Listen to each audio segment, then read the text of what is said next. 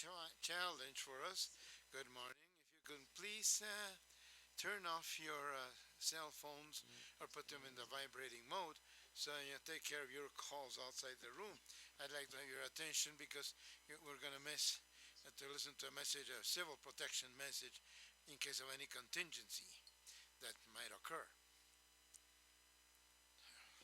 Civil protection message, the Foreign Relations Ministry extends to its most cordial welcome. This is the Tlatelolco building. In case of an emergency, we have trained staff that will take care of your needs. We will cope with possible emergencies. In case of medical emergencies or any sudden disease, we have medical staff. Conserve la calma, active la alerta de incendio más cercana, diríjase a la salida de emergencia y siga las indicaciones del personal capacitado. Desplácese lo más pegado al piso, cubra su nariz y boca de preferencia con un lienzo húmedo. Si su ropa se enciende, no corra, ruédese lentamente en el piso y cubra la cara con sus manos. En caso de sismo, conserve la calma, diríjase a la zona de menor riesgo interna, que es la zona de elevadores. Una vez terminado el sismo, diríjase a la salida de emergencia y siga las indicaciones del personal capacitado. Camine rápidamente hacia el punto de reunión externo, ubicado a un costado del hemiciclo Juárez, sin correr, sin gritar y sin empujar. Una vez fuera del inmueble, no fume. Use el teléfono solo para canalizar verdaderas emergencias y espere indicaciones del personal encargado.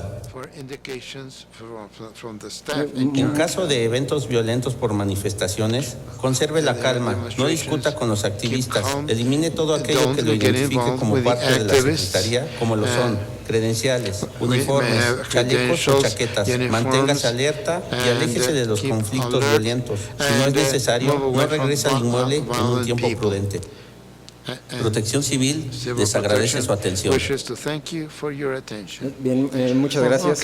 Pues bien, nuevamente bienvenidos y bienvenidas. Les comento que, como les comentaba hace un momento, el día de hoy estaremos conversando, estaremos intercambiando experiencias y lecciones aprendidas en materia. Será un diálogo, esperamos, productivo y fructífero en materia de pobreza extrema y protección social, ¿no? Bajo este principio de no dejar a nadie atrás. El diálogo empezará en unos minutos y la idea es trabajar durante todo el día y pues los invitamos a todas y a todos a participar.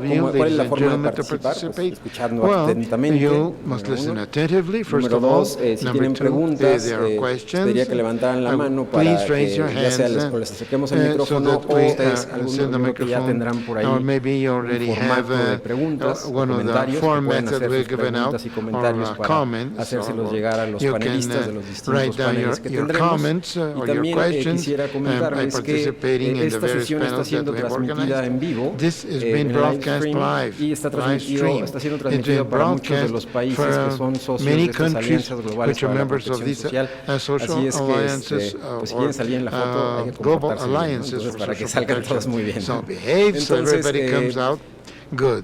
les comento también que está programada la comida, digamos también en atención a nuestros visitantes internacionales. Está programada la comida a las 12:30 del día y de 12:30 a 2:30 del día, y esto será en el comedor institucional de nuestro edificio de Cancillería, la Secretaría de Relaciones Exteriores, que entiendo es el segundo piso en el área de comedores. La idea es terminar, como les comentaba, alrededor de las 3 de la tarde, alrededor de las 6:30 de la tarde el día de hoy. Entonces, voy presentando a las personas que nos acompañan en el presidium. Todavía nos faltan algunos, entonces vamos a esperar algunos minutos. I don't know if we'll still wait a few minutes.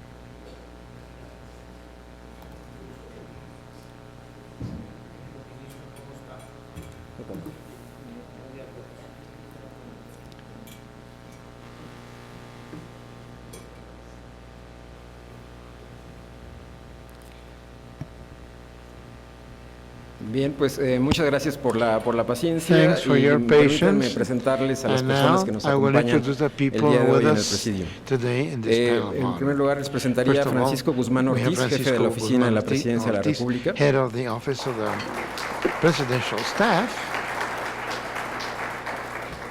Les presento también al subsecretario de The Assistant Planeación, Minister for Evaluación y Planning, Desarrollo Regional de la Evaluation and Secretaría Regional de Desarrollo Development Social from the de Social México, Development Javier García Ministry, Bejos. Mr. Javier García Bejos.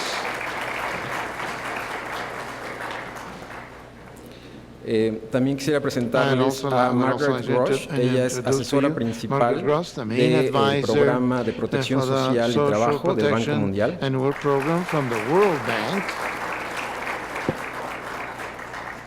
Quisiera presentarles también a Katyna Argueta. Ella es directora país del Programa de Naciones Unidas para el Desarrollo en México.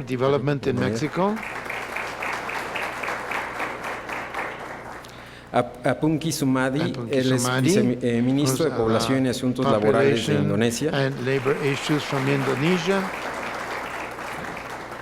A Tomás Bermudez, que es representante del Banco Interamericano para el Desarrollo aquí en nuestro país. A Carlos Vázquez Monge, él es ministro de Desarrollo Social de nuestra República Hermana Guatemala.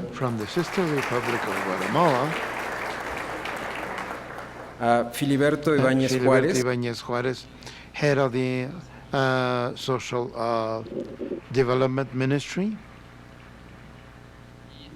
And Christoph Kirstein, who's the director of the Global Alliances for Social Protection Program and the German Cooperation Agency for Development. Muchas gracias, pues muy bienvenidos todas y todas que nos acompañan aquí en el presidio. Quisiera pedirle de entrada a Javier García Bejos, secretario de Planeación, Evaluación y Desarrollo Regional, nos dé su mensaje de bienvenida.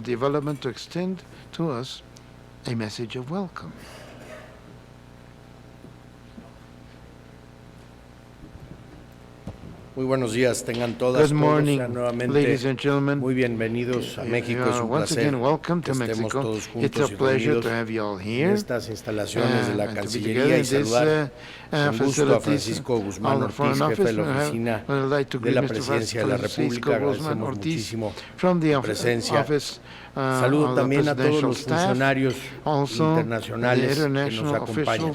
Ministros, viceministros de Alemania, Indonesia, Filipinas, Malawi, Sudáfrica, Perú, Chile, Brasil, Argentina, Guatemala, Etiopía, la India, por supuesto, de nuestro país. A todos ustedes, sean muy bienvenidos a México, les agradecemos esta semana de intenso trabajo que inicia hoy en esta nueva etapa con este foro, este diálogo sobre pobreza extrema y protección social. En nombre del secretario de Desarrollo Social, Javier Pérez Magaña, les damos una we extend to you the most cordial welcome to this conversation regarding this week for social protection that we have organized jointly together with the German Cooperation Agency, GIZ. We are truly thankful for all the support that this agency has provided in this permanent agenda where we have worked jointly and permanently in what matters to our countries, which is social development. Dear Christoph, thanks for the support, and I'm speaking on behalf of all of the countries represented here when we tell you thanks for this spirit, for this willingness, for this commitment, and this very important significant organization that is helping us build a common agenda. It's a pleasure being with you after these days of mutual learning and a field visit yesterday that was quite enriching. It's important to leave these forms and go to the fields and evaluate on site what's happening, the opinion of people and what they say about their own needs and about the way in which the governments address their needs. Undoubtedly, within the framework, the 2030 framework of agenda for 2030, we want to meet the targets that we have traced for ourselves as countries, specifically in issues dealing with the eradication of poverty and providing new opportunities of well-being for future generations. This deals a lot with how close we are, our permanent contact with the people, because it is only thus that we can evaluate, understand, and come to know in depth what the needs of people are. Today, fulfilling this goal has to go through providing minimum basis for our populations. The social protection network is not only desirable but necessary for the growth and the future of nations. In this regard, these 3 days we have been discussing about how to join forces, how to follow our path together with multilateralism and cooperation with our best efforts. Toward 2021, our first stop. Toward 2030, we have set for ourselves specific projects in order to make progress, considering that the political willingness, generosity, and the formalization of our exchanges will be essential in order to make our ideas a reality. Regarding money transfers by means of forms of virtual tools, we have decided to share methods of verification identity such as biometric instruments in order to distribute supports and build a unique system regarding the conditions of those who receive our benefits. We also talked about how to provide a structure between the programs which are conditioned, those for access to health, the promotion of productive inclusion as well. Regarding this issue, the main theme is how to by means of synergies with productive sectors, the structural problem issue, which is informality. This is a challenge that those developing countries must be faced soon, because it seriously jeopardizes the balance of all the struggle that we're carrying on against poverty. We have also planned to think about programs which are gender-based, moving specifically towards youth. There are those that try to incorporate the population of immigrants. The incorporation of these sectors is essential if we wish to have more equitable societies. Regarding new systems, we want to know more mechanisms that will allow us to update our knowledge in a dynamic manner, as well as methodologies that will make it possible to capture the information, socioeconomic information, all within the framework that will make it possible to respect the privacy of population in accordance with the laws of our countries. Also, as the core of this axis, we have vertical and horizontal cooperation in order to gather valuable information, that is, amongst agencies and government sectors. Thus, Mexico will share the recently launched of integral social information that will consolidate our offer among states and municipalities and will prevent exclusion and inclusion errors. None of these efforts will be permanent if we don't make sure that social protection systems should be resilient against such events as economic crisis and natural disasters, events such as droughts, earthquakes, climate change, tsunamis. We want to express once again our solidarity to the people of Indonesia for the events that have just taken place in their country, and the persistent threat of unemployment forces to establish social networks so as not to lose the ground that has been gained against extreme poverty. With a lot of willingness, the countries present have discussed during this week and will continue to discuss during these 2 days about the best ways to join forces and strengthen our social policy, and we will do so always hand in hand and in cooperation with international organizations, the German Agency for Cooperation, the International Labor Organization, the United Nations Program for Development, the World Bank, the Inter-American Development Bank, the United Nations Organization for Food and Agriculture, and Economic Organization for Latin America and the Caribbean, Latin American Development Bank, among others, have been essential in order to support us. We want to express our acknowledgement to all these institutions. I'd like to make a parenthesis and thank all of you for the support that you have given. But throughout these 6 years of Mr. President Enrique Peña Nieto's administration, you have built together with us better social policies that undoubtedly have been translated into results which are highly encouraging today. Beyond the agreements and the multilateralism that has been established between experts, officials, and decision makers and organizations, undoubtedly, in a world that has radically changed during these last few years, governments and agencies cannot have the monopoly of the fight against poverty. The paradigm must change necessarily. That is why we are starting this conversation, because in this mission we must and should include all the sectors of the various nations, and if we go beyond all the segments of the communities, because this challenge is one. It's shared, and it admits no improvisation. It demands long-term vision. And we need to have the fight against poverty, and we must fight against poverty.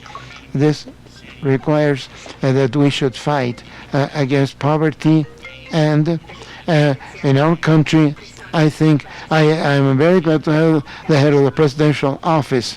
We had to convert the 2030 agenda, an essential part of his work program, and installed committees and commissions that have made it possible for us to help and generate various instruments among the various government agencies and the municipal and state governments, so as to guarantee that all the spheres of the public responsibility that a government has today may help us to achieve these objectives in favor of inclusion. And this is why the President of the Republic 3 years ago decided with a national strategy on inclusion to relaunch this as the greatest legacy of his administration regarding social policies. In the national inclusion strategy, all the relevant actors in each entity have added their willingness in order to coordinate their resources and plan for focalized strategies that may push back all the needs and poverty as well. More than 6.6 million students from public institutions are now affiliated to the medical insurance. The literacy and certification programs have helped more than 6 million adults, and we have more than 3 million certifications of primary and secondary schools achieved. We also, the popular insurance, we have more than 1.1 million beneficiaries of social programs, and with an investment of over $20 billion, we have built numerous infrastructure social works that cover all the marginalized sectors of the population, and following a policy based on transparency and the focalization of resources, between 2012 and 2016, 2.2 million Mexicans have been removed from extreme poverty, and 4.5 million Mexicans are no longer vulnerable or extremely poor. Without minimizing these results, which are encouraging, and knowing that there's a lot from now on, and that we have great challenges in the fight against poverty, today this struggle is calling all of us, and that's why all of us must continue with the same effort and with the same commitment, and we must build more equitable societies that will be more prosperous and that will allow us to make progress and move forward. On behalf of the Mexican government, and so this all, it is my pleasure for us to start the work for today's and tomorrow's sessions with this wonderful framework that we already had for Monday and Tuesday, as a preamble, as a prologue to everything that we'll do that will surely be for the good of all our countries. Thanks, and welcome everyone.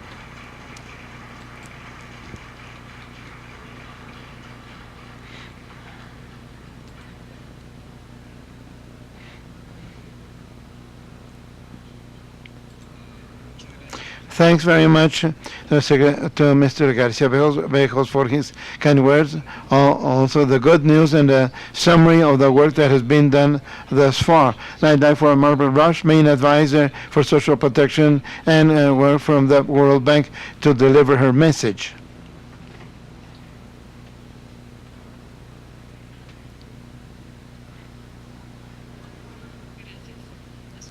Thanks.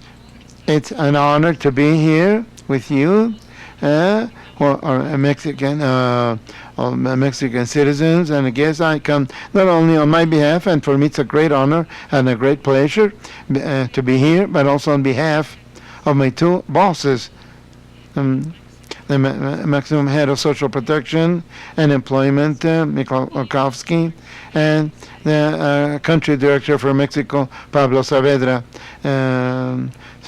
As to open this event and express somewhat, what we're trying to do during this event. All of us have come together here, and I'd like to emphasize a part of that being together, because we're looking for universal social protection, because this social protection brings with it all the goods that the countries wish for themselves. They would like to have fairness and so opportunities for the individuals and productivity, and they would like to have resilience for the numerous shocks and crises that may occur within our economies. The World Bank is giving support to approximately 100 countries every year, and is looking and is trying to create universal protection systems, and it's cooperating with GIZ, which is today which is our host today, and we're in a partnership, in a close and fruitful partnership.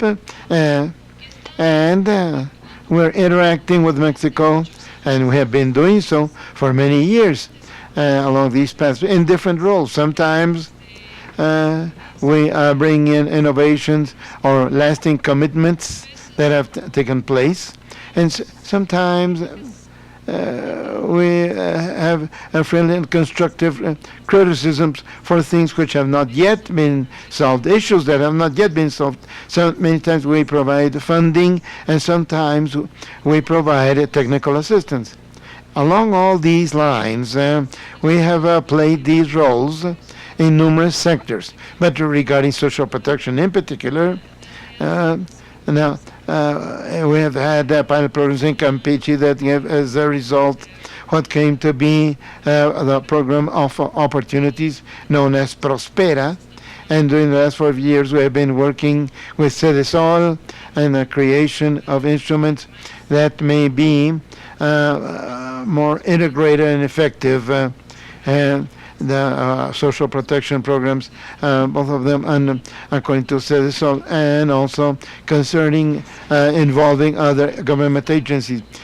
I have not been as lucky as to be close to these programs, but I come from time to time, and those in this double role of being global, being sometimes outside and sometimes within the team, I can look at the difficulties that have been faced and see how Mexico has made progress together with other countries, and see that inspiration and the encouragement and the thrust that Mexico has given for many of these instruments, and how much it has contributed in the South community in the learnings of various countries. This week's seminar is barely just one drop in the ocean of learning that Mexico has contributed. In spite of the accomplishments reached, that we're able to see in a vibrant manner and very moving, there's still numerous elements of inequality and extreme poverties that have to be faced. And it is in this instance that this seminar has been summoned. The World Bank is fully willing to work with the governments for the coming measures to be undertaken, and that will be on a long-term basis, and that will take place for many years to come. Thanks very much.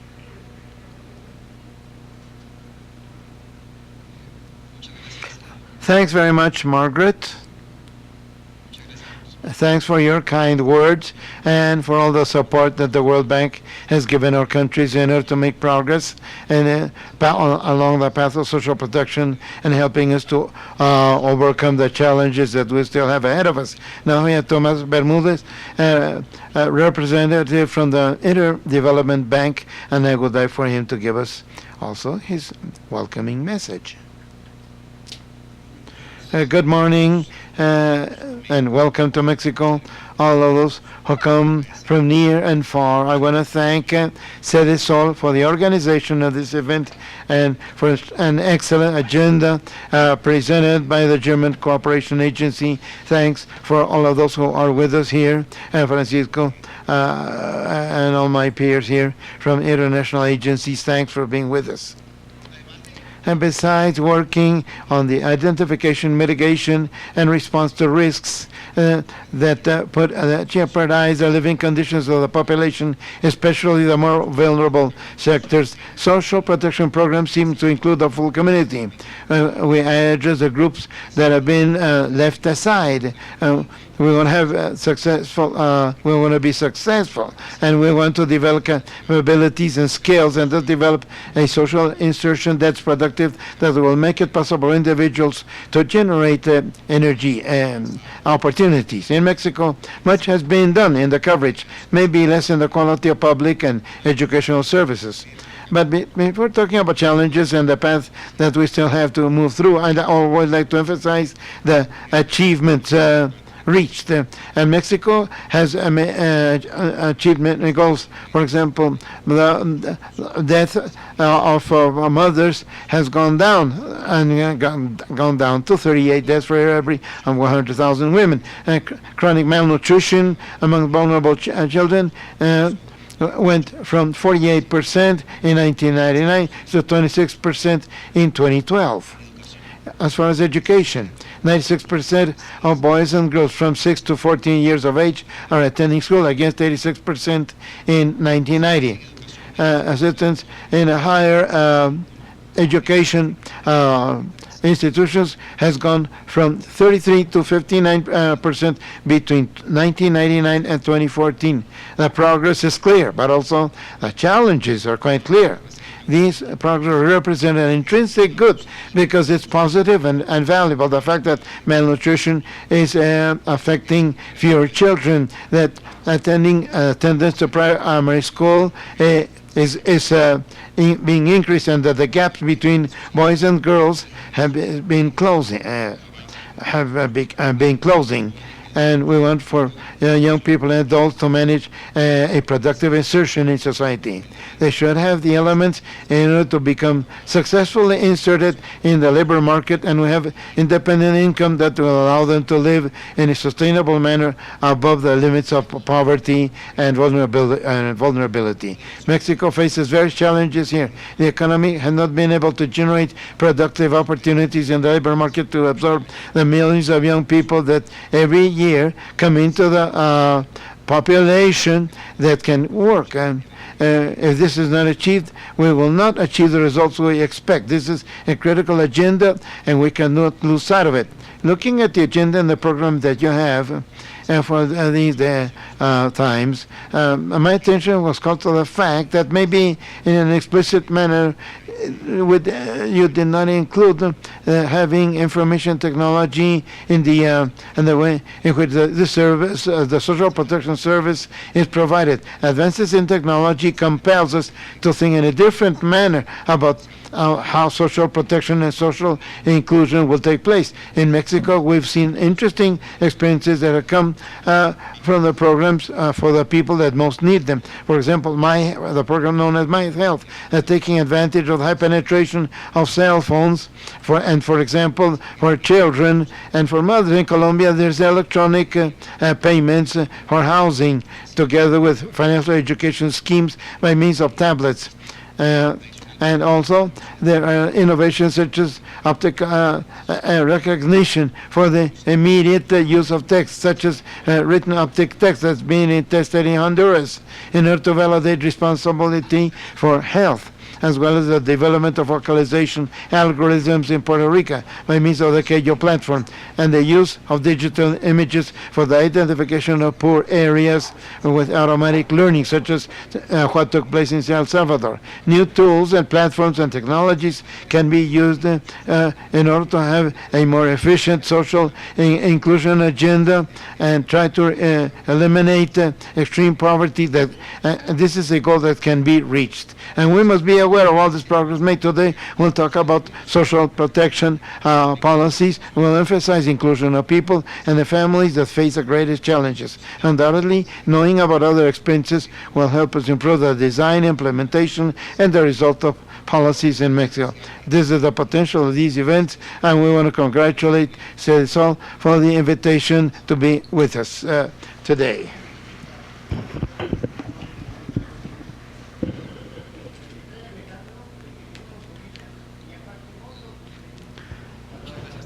Thanks very much, Tomás. Thanks for your recommendations. Surely this recommendation of incorporating and how to include young people will be essential.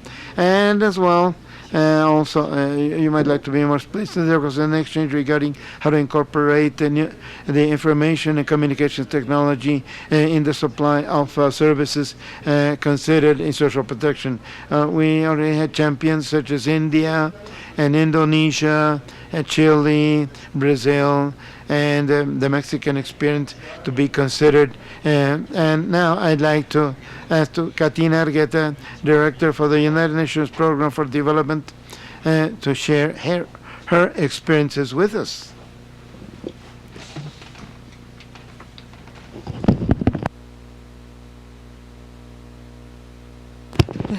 Francisco Guzmán Ortíz,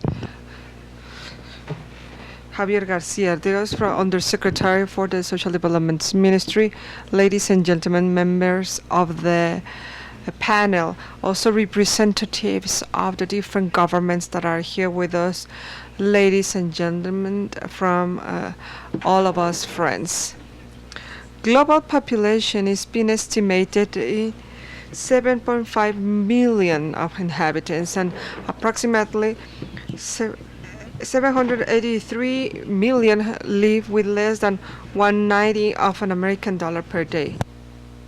However, when we calculate poverty in the different lacks and needs beyond the monetary income,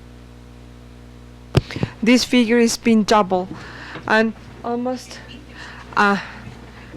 1,300 million of poverty in a multidimensional level, according to the multidimensional index that has been calculated by the United Nations of PNUD and the Poverty Index in Oxford. Characterization and multi-characterization of poverty is going to be contrast based with the family income and the national income. The measurement is quite relevant, but it's not enough to describe the poverty situation or the degree of development from a country. Poverty has a multidimensional character and goes beyond the lack of income. Last estimations indicate that these 1,300 million that are in the multidimensional poverty, 879 more million could be added up by having this risk of getting into the poverty level due to the economic deceleration, the unemployment, the different conflicts, natural disasters, so global or climate change, among other factors. The regional report from the PNUD in 2015, that is a multidimensional progress and the well-being beyond the incomes, points out that the 25 to 35 million people are going to be in risk of going back to poverty, and many of them are young people and women with a very difficult insertion into the labor market. It seems now that the poverty problem is quite complex, either in their nature as well as in the identification and implementation of the different solutions. However, indicators are going to reflect different realities in countries, especially in those developing countries around a huge reality, and that is that we have a lot of levels of poverty and inequality that could come as a result of being expressed in the citizens. As an answer to this reality, the big challenge that we have for the development of public policies is the construction of multidimensional progress with a more comprehensive approach towards the development objectives. The 2030 Agenda recognized that getting rid of poverty and at the different levels and dimensions, including extreme poverty, is the biggest challenge or the largest challenge that the world is facing and will constitute an essential requirement for sustainable development. This action plan in favor of the people and the prosperity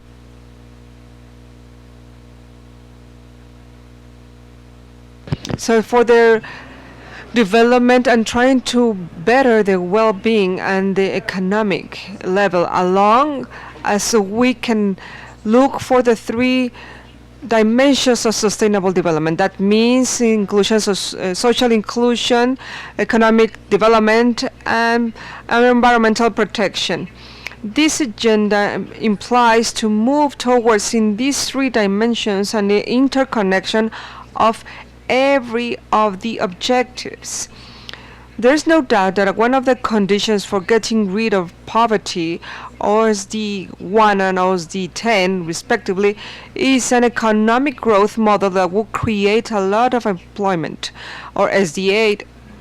The economic growth, at the same time, we need to include women for the labor, so that why we need to reduce this workload in the domestic issues and also related to the care based on the SD5 or gender equity. The design or the implementation of public policies that is appointed to the universal protection and the social protection SD4 and education, health assistance SD3 and food SD2, the different caring systems, training, and other services for dignified employment has been very successful even in some countries with a low income level.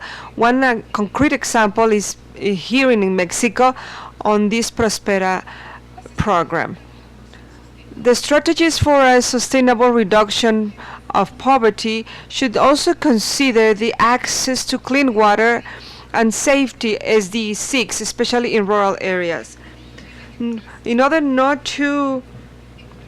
not leave anybody behind, we need to complement these social programs that are also appointing some other issues towards these barriers that are for those who have this exclusion. The universal access to all the different utilities and services should be developed with the rule of law, and also committing this financial income with the objective to open the fiscal area and also to generate some other resources for these social results. We have increased these fiscal incomes by the concept of extraction and use of natural resources, and all contributing the best use of the soil or land resources, SD14, or from the sea, SD15. Now, we need some areas for consultation where the citizens are going to stop being passive subjects and they will turn into an active subjects for the development. And at the same time, we require with these societies with peace, justice, and solid or robust institutions, OSD 16. The paradigm of human development will overcome the most important vision for the future of the human, and they would define the lack of the capabilities that are minimum accepted for meeting their own human needs that are essential. In that way, equity, social inclusion, and empowerment of women, as well as the respect to human rights, are essential conditions in order to reduce poverty. In order to finish, I would like to remember Kofi Annan, that were all the human rights to everybody. This is our common objective. Thank you very much.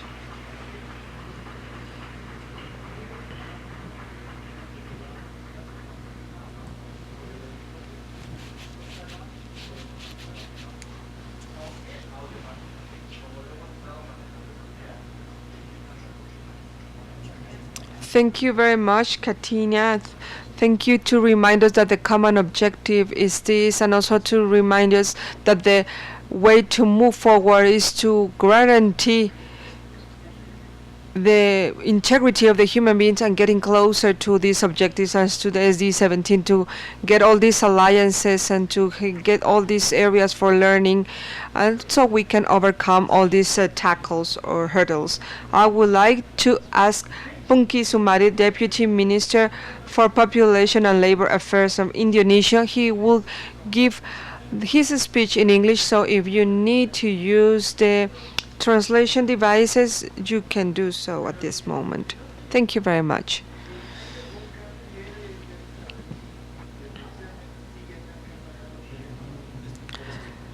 Honorable Francisco Javier Ortíz, subsecretario, mi parecido Javier García Bejos, subsecretario de Planeación y Evaluación del Desarrollo Regional, representantes de todas las diferentes organizaciones como la PNUD, algunos otros participantes y damas y caballeros.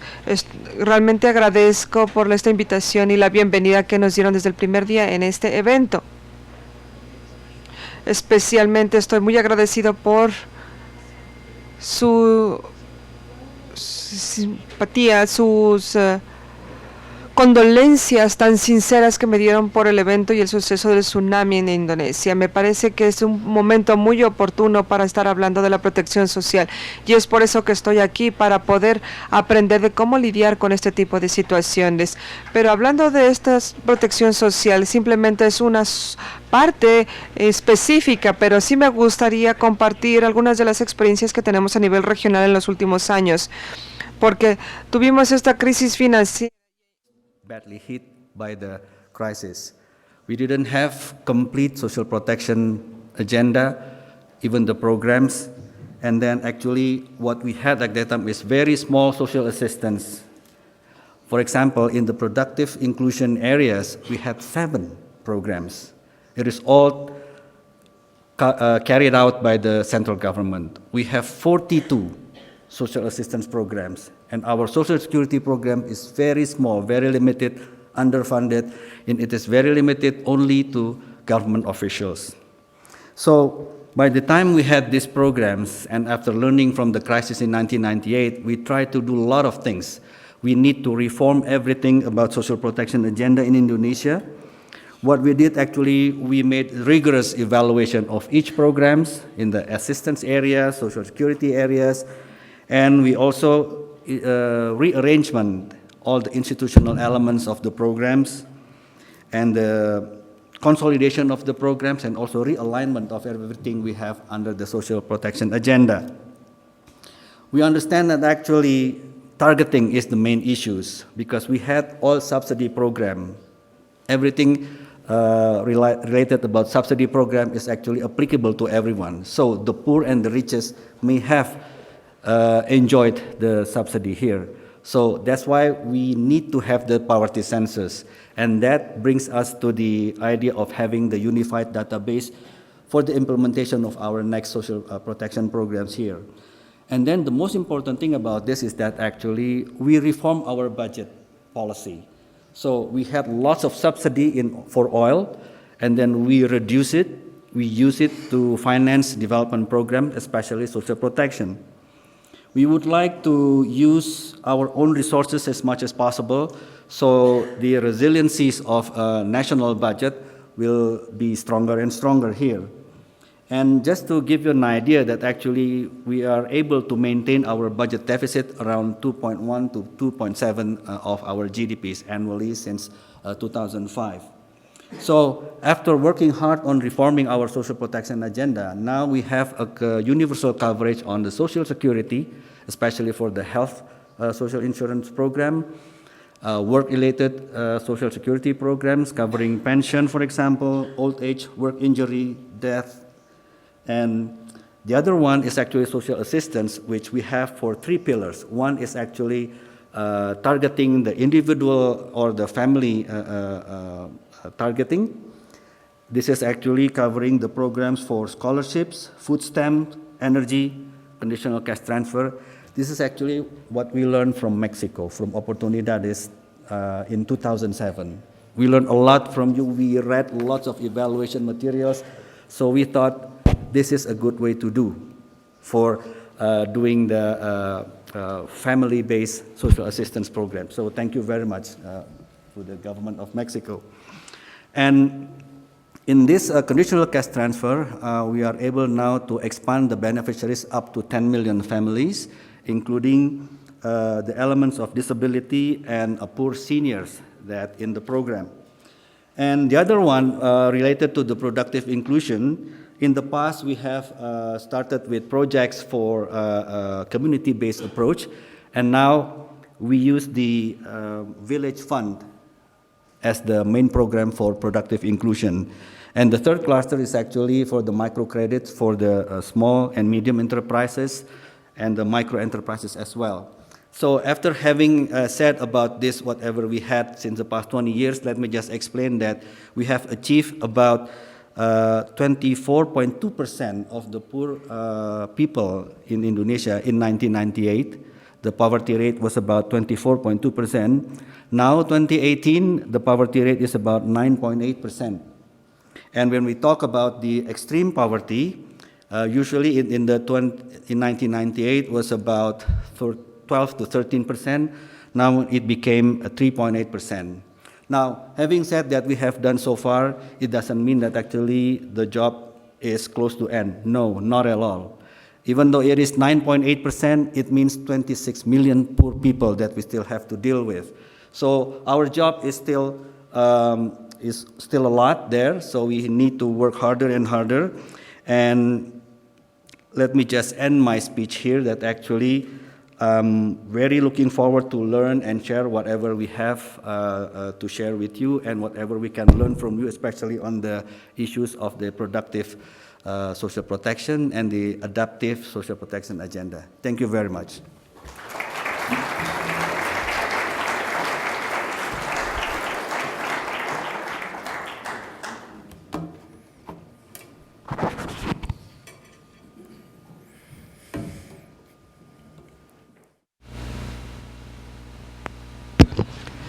Thank you very much, Pungky, for showing us this transformation study that got these impressive results and that can give us a lot of hope.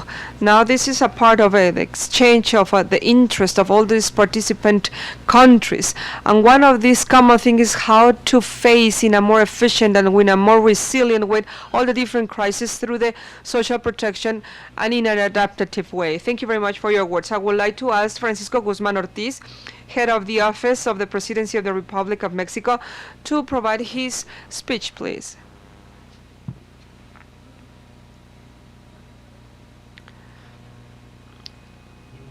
Good morning to all of you. It's quite a pleasure to participate in this constructive dialogue that is being done in the International Week of Social Protection, not leave anybody behind.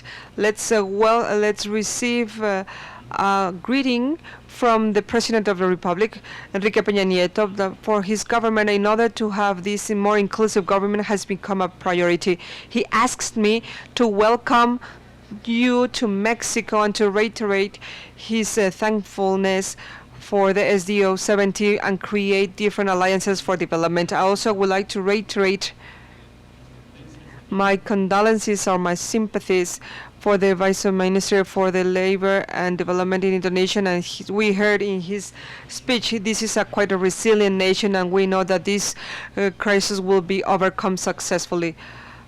Our best regards for the prompt and soon recovery.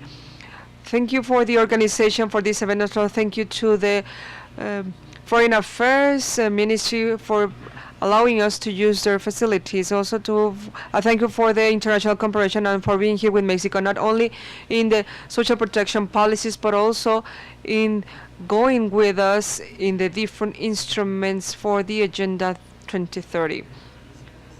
Before we start with my introduction, I would like to clarify that I'm not an expert for fighting back poverty. This is a topic that I'm quite passionate, but I don't have the level of knowledge that all of you have.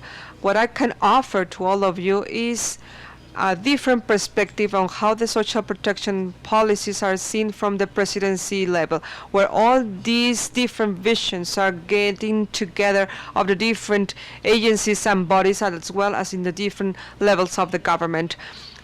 What I like to share with you is at the moment that we are at, and especially in this administration, this is quite a proper moment to make some comments and also to harvest some of this learning. So I would like to share with you the different learnings we've gotten so far today. The first learning was a long-term vision that Mexico has adopted in their policies for fighting back poverty. In particular, we can affirm that Mexico has adopted this battle to poverty as a state policy. So I would like to go back to the transfer programs, the ones that were conditioned, that came up at the end of the 90s. And at a certain level, they were inspired by the economic crisis that we had in the previous years, the tequila crisis that you might have heard. And thus, that crisis was giving us the result of a better use of resources and start using public policies, especially for fighting back poverty, based in the evidence. Before giving all these instruments for that program, who was Progresa, then Oportunidades or Opportunities, and now Prospera, we made quite a widened study field to know what were the incentives, how to modify the different community interactions with these programs. Once we saw that we have the proper alignment, we started to scale it up, and we have done it with each of the administration. The next step was the General Law for Social Development in 2004, where the Mexican state assumed or committed to have this inclusive development based on the concept of exerting or acting with these social rights. All these rights that were in the Constitution, how to use them as indicators and to make them more efficient. This same law created the Coneval as a technical organization that was specialized in the assessment and coordination and measurement of poverty. Based on Coneval in 2008, this board or this commission created this first assessment for the vulnerability and poverty, setting all the bases for the different levels of the population and not only the dimension of income. 4 years after that, we assumed a huge challenge in terms of poverty. And that was to recognize the how intense poverty was, and it was hunger. That means those who were in extreme poverty do not have the capability of getting a continual nourishment. Also, we reaffirmed the approach of keeping this objective of fighting back poverty at the different levels, so multidimensional. The next step was to align the social policies to this type of measurements. That means if we are measuring different dimensions, then we needed to have a social policy addressed to the different dimensions. And this is when we have the National Crusade Against Hunger. This is the first effort of a long coordination of different institutions, approximately 19 bodies or agencies, and then new programs came alive. Then one of them was these soup kitchens or communal kitchens. Well, if we needed to address that problem, we needed to go directly to so we set more than 5,700 soup kitchens that are serving 1.2 million in terms of food, and with the whole participation of the society. You were the witness of that. You saw the volunteers, and it's the same community meeting the needs of the community itself. And From this national crusade against hunger, we had another step with the national strategy of inclusion. Nowadays, the EMI, as we know it in Spanish, here in Cedesol, is trying to bind the efforts of the different agencies in social aspects. It's also looking to have a national scope interacting with the 32 national states and the municipal governments. Results are quite insightful, because according to 2012 to 2016, which is our last measurement, more than 2 million have gotten rid of extreme poverty. The percentages of poverty, as Mr. García Bejos had mentioned, have some social lags, but they're in the minimal level. And if we continue with that trend, Mexico will be able to get rid of extreme poverty before the end of the next decade. Now, in a more precise case of everything that is lacking to those peoples, what is the progress in the last 4 years, from the 12 to the 16? 6.2 million of Mexicans have access to these health services. 3.4 million have access to Social Security. 2.8 million more have access to varied and well-balanced food. More than 1 million had overcome this laid back of education. Now 1.1 more people have access of housing, and 1.1 have more spaces in their own households. I'm saying all these indicators because those are the ones used for in the definition of multidimensional poverty has. And the last learning and trying to follow the different policies and everything that has been done from the presidency is that if we have while we have made a progress, we are not in the point that we would like to be. So we would like to share some of the comments and reflections. The first one is the importance of making priorities very explicit.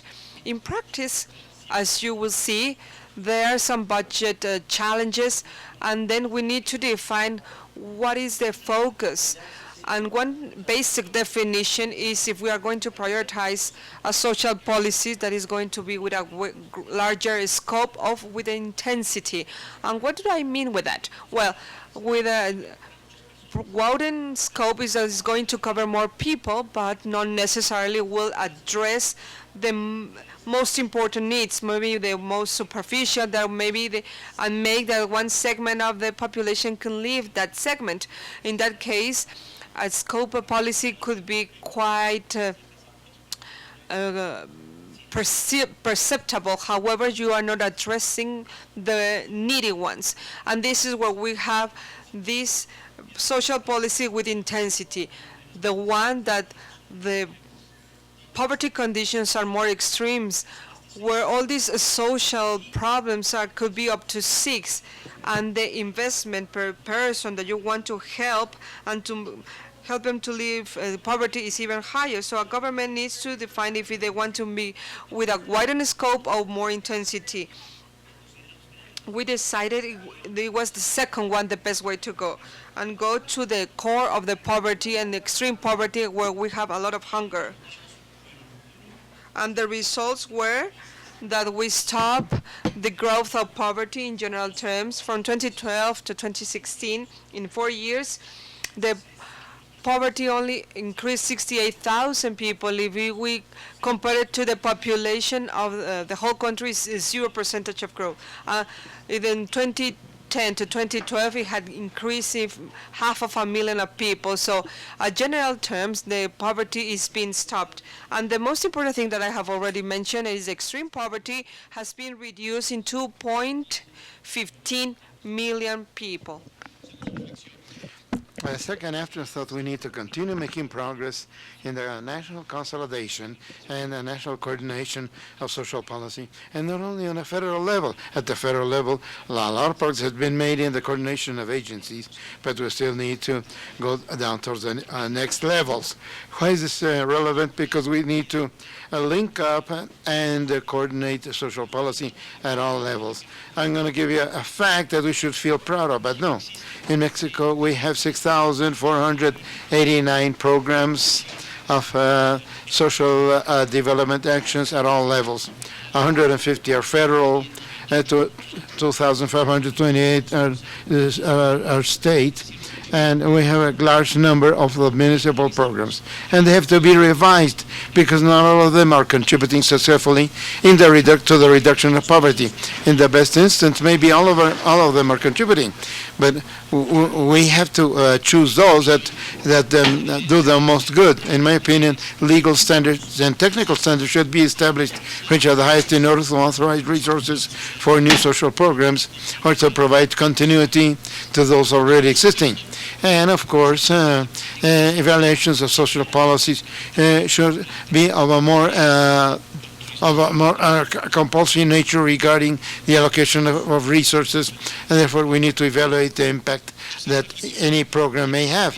A third factor, we have to be open up to innovation of public policies. Each one of you is taking notes about the best public policies or the best practices from each country, but we should also be open to technological innovation, and those that can be forming have already mentioned. New technologies allow for new ways of coping with social challenges, especially the use of cell phones.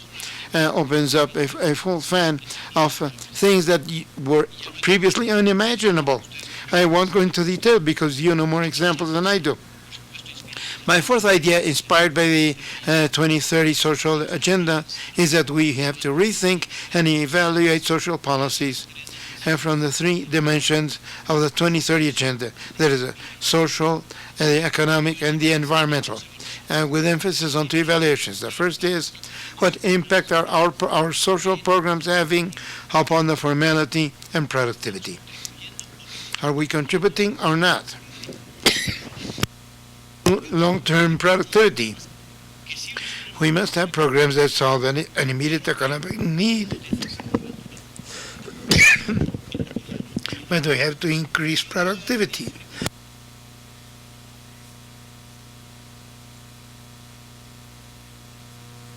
To know what is the interaction of the social programs and the environment and the use of the rational use of human resources. We are incentivizing different exploitation practices of our resources that won't be sustainable a long time. So I will ask you for an example.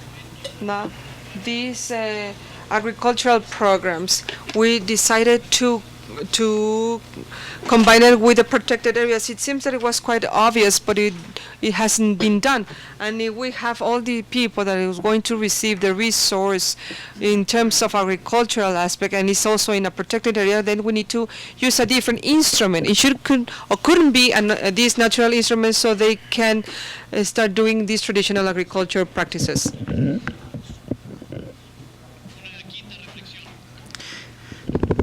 A fifth thought, a fifth idea, and this has to do with the previous point, is how close do we have our agropecuarian policies with other policies? We need to complement and round out both policies.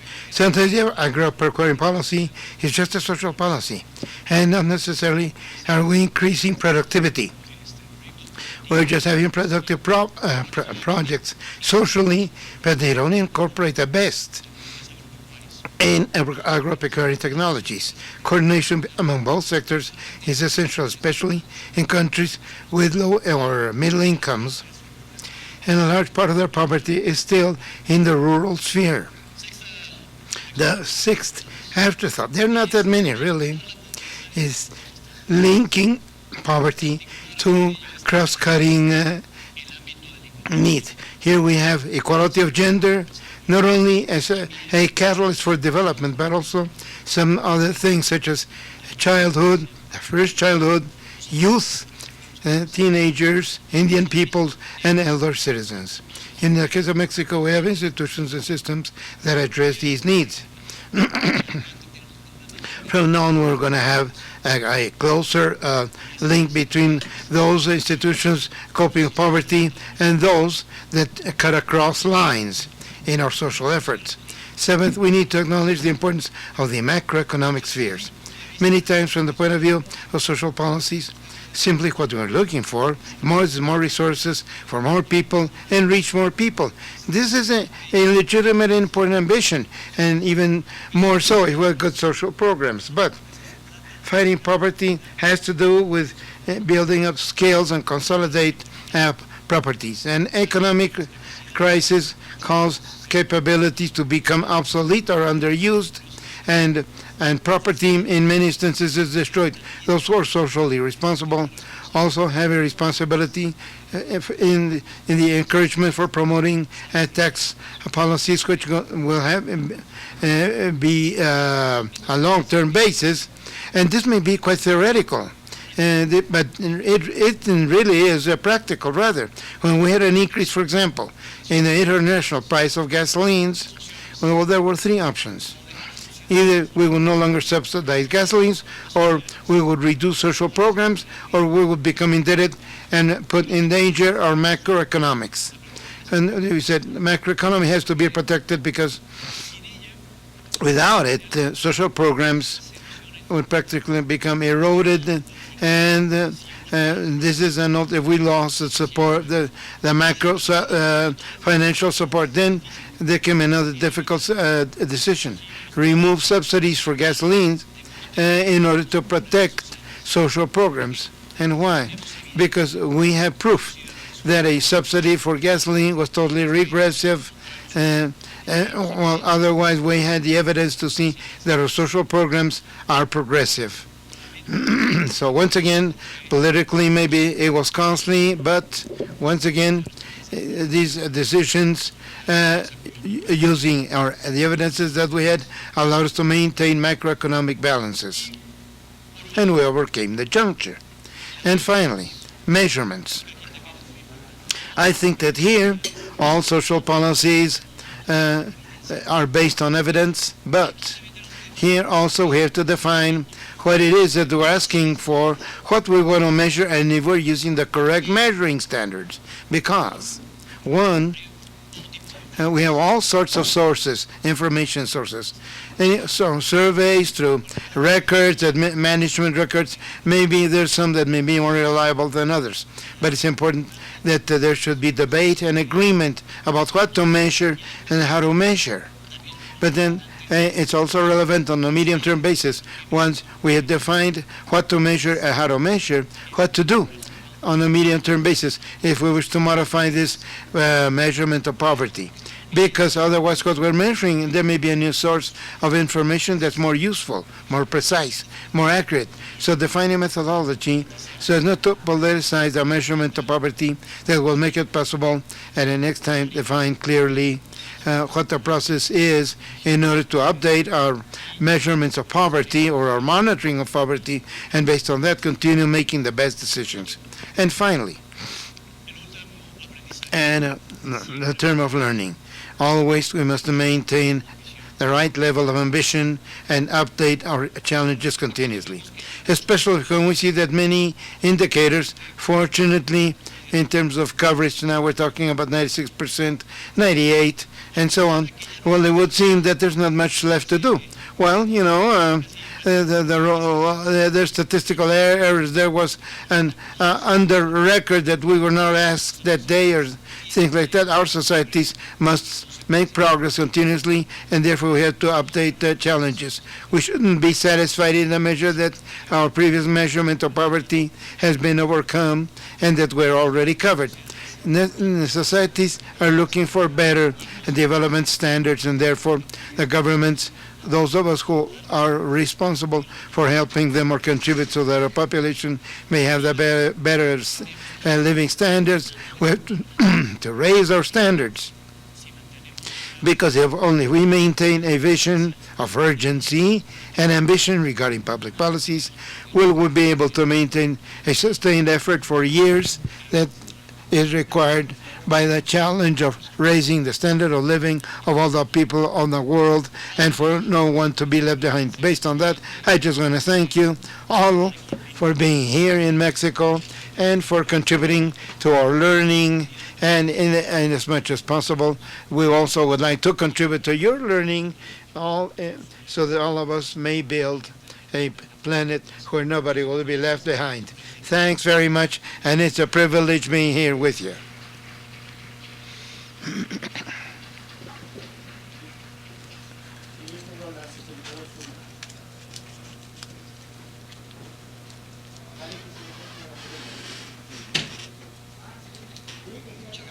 Thanks very much, Francisco. I think that one of the principles that we had, or that were agreed upon for this Monday, since Monday was activating the generosity, yeah, you activated it fully. You shared very generously your ideas. I think these ideas may be an input for useful learning for the countries which are here represented. We wish to thank you for that. I want to thank everybody's attendance to this inauguration event, and please enjoy some coffee and some refreshments that we have outside.